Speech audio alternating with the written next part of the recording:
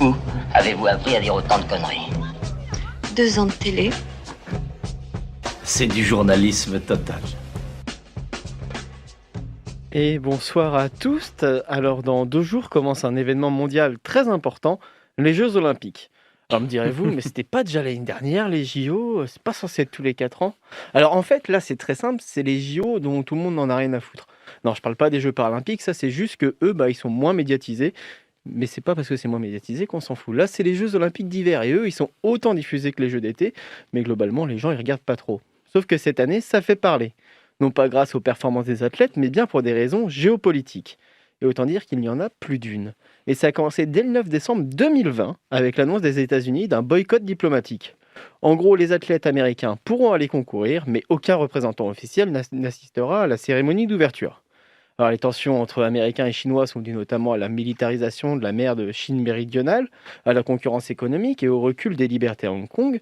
Mais ce qui est invoqué pour justifier ces boycotts, c'est les violations des droits humains dans la région de Xinjiang, désolé pour mon accent, où la Chine est accusée de détenir 1 million de Ouïghours, une minorité turcophone et musulmane, dans des camps d'internement. Les États-Unis ont très vite été suivis par le Royaume-Uni, l'Australie et le Canada, ce qui a quand même eu le don d'agacer un petit peu le gouvernement chinois, qui, en gouvernement responsable, a annoncé que ces 4 pays paieraient le prix de leur décision. Il n'en fallait pas moins pour les dissuader et résoudre ce problème diplomatique. Ah non. Le Japon, la Nouvelle-Zélande et la Lituanie ont emboîté le pas et décidé d'eux aussi boycotter les cérémonies officielles. Mais alors, quid de la France dans cette histoire qui, rappelons-le, il y a quelque temps, a fait voter la reconnaissance et la condamnation du caractère génocidaire des violences politiques systématiques, ainsi que des crimes contre l'humanité actuellement perpétués par la République populaire de Chine à l'égard des Ouïghours.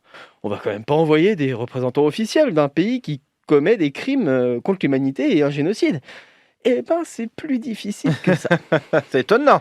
Pour Emmanuel Macron, il faut être clair. Soit on fait un boycott complet, on n'envoie pas d'athlètes, soit on essaye de réengager les choses et d'avoir une action utile. Bon, du coup, il va envoyer Roxana Maracineanu, la ministre déléguée au sport, qui sera accompagnée de Sophie Cluzel, secrétaire d'État chargée des personnes handicapées à la cérémonie d'ouverture. Bon, jusque-là, ça restait dans les sphères politiques et les athlètes n'étaient pas touchés. Jusqu'au 18 janvier, où Pékin a fait savoir clairement que toute critique sur l'esprit olympique, en particulier envers les lois et règlements chinois, serait passible de poursuites pénales. Rien que ça. Et à ça, le CIO n'a de cesse de répondre: alors oui, les JO, c'est d'abord une célébration de la paix, faudrait écarter nos différends politiques. Oui, un génocide, c'est finalement qu'un différend politique.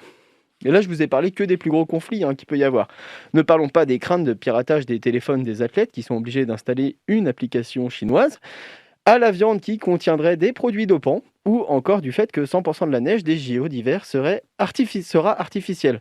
Franchement, c'est étrange ça de faire des JO d'hiver dans un pays où on aura besoin de faire 100% de neige artificielle. C'est absurde. Ce serait comme faire une Coupe du Monde de foot dans un pays où il fait si chaud qu'on sera obligé de la jouer en hiver dans des stades climatisés. Bon, là je vais faire quelque chose que je me suis engagé à faire. Parlons de choses moins absurdes et plus réjouissantes. C'est mon moment promo et en ce moment sur Twitch, je participe à un événement caritatif, le BDG Month, qui est organisé par l'association Le Bistrot des Gamers. Et au moment où je vous parle, on a récolté plus de 2600 € en 5 jours.